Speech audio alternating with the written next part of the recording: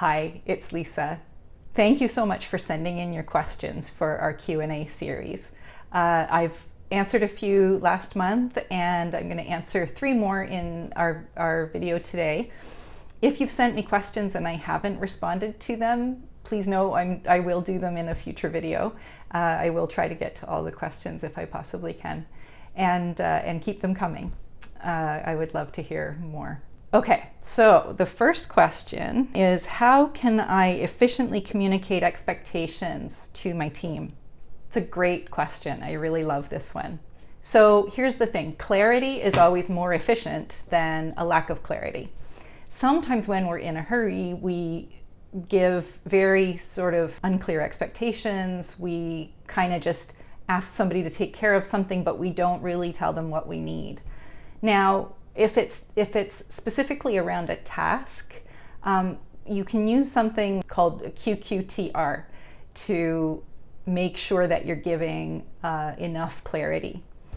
And QQTR stands for quality, quantity, time, and resources.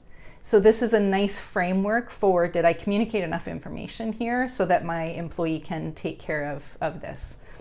So quality is, to what degree does it need to be done? How well does it need to be done? So, quick bullet point email versus a written report, that sort of thing.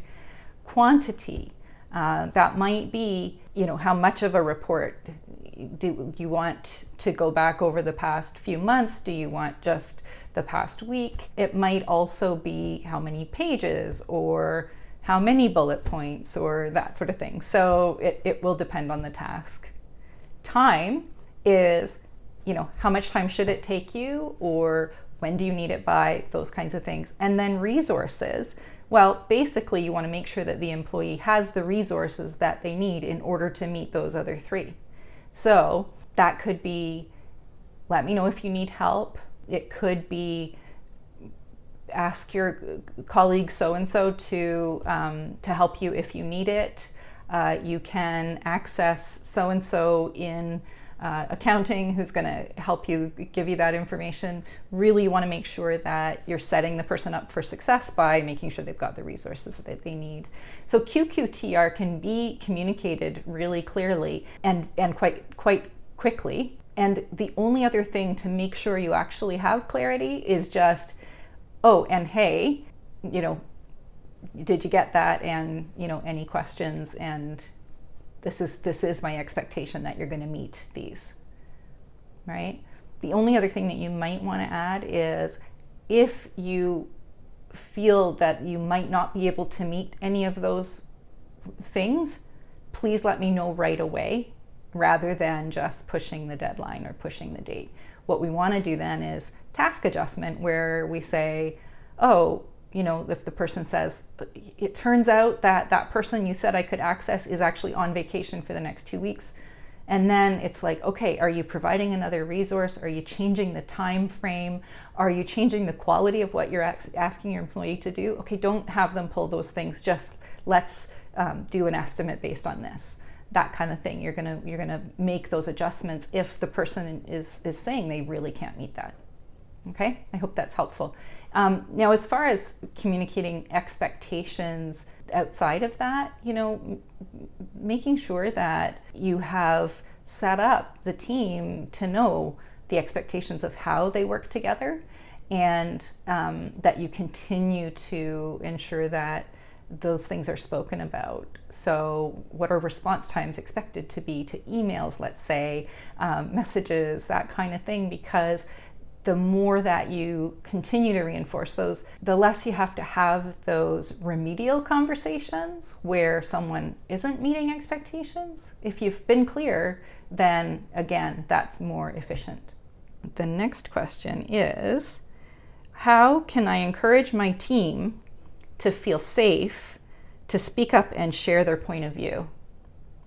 It's a really great question. So I think about a team that I had reporting to me, and they were not very comfortable sharing their point of view. I think they'd had some experiences where, their point of view hadn't been taken in.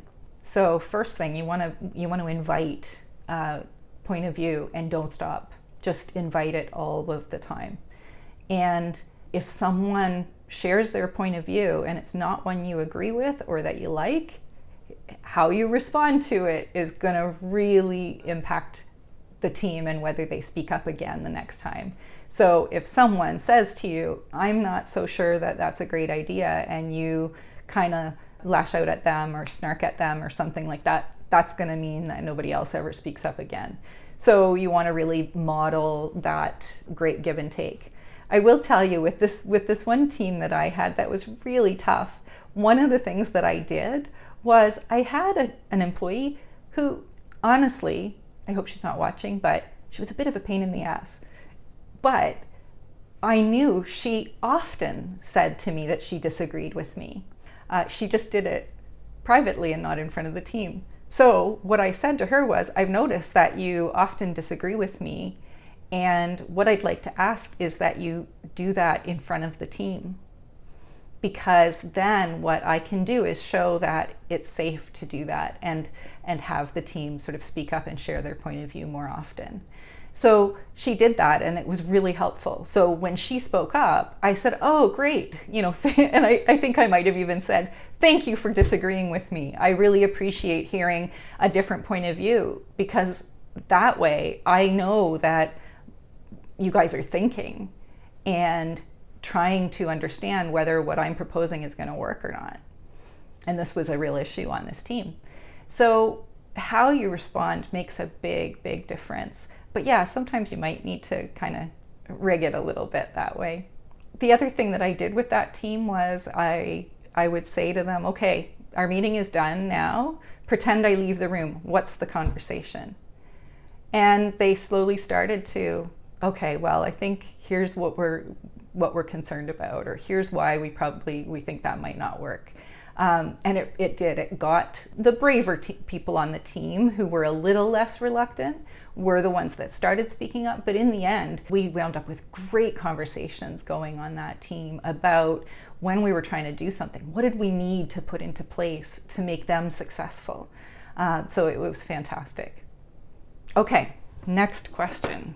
What is the best way to handle negative feedback from your manager? So that can be hard sometimes, right? Because you get negative feedback from your manager and it's a little bit crushing sometimes. So a few things. One is to own your own emotions, right? Nobody makes you feel a certain way. And so being really aware of if you're reacting to something that they've said, and that's your own emotion. Really important not to make assumptions about the feedback. So some managers are not great at giving feedback. So you want to really make sure that you understand it. So if it sounds particularly harsh, then what you may want to do is you may want to ask, I just to be really sure I understand your feedback, are you saying that I am generally doing a poor job, or are you seeing that this one task was a concern? Something like that, right? You want to really ask for clarification. This is going to help your manager to be better at giving you feedback. You want to bring curiosity and an interest in understanding the feedback. Sometimes, especially when we receive harsh feedback or feedback that's difficult to hear, we want to push it away. And sometimes maybe when it's our manager or the person we report to, it's even more so, right? Because it's just like, ugh. But sometimes they're seeing something in us that is really important, that we understand it, that we get at it.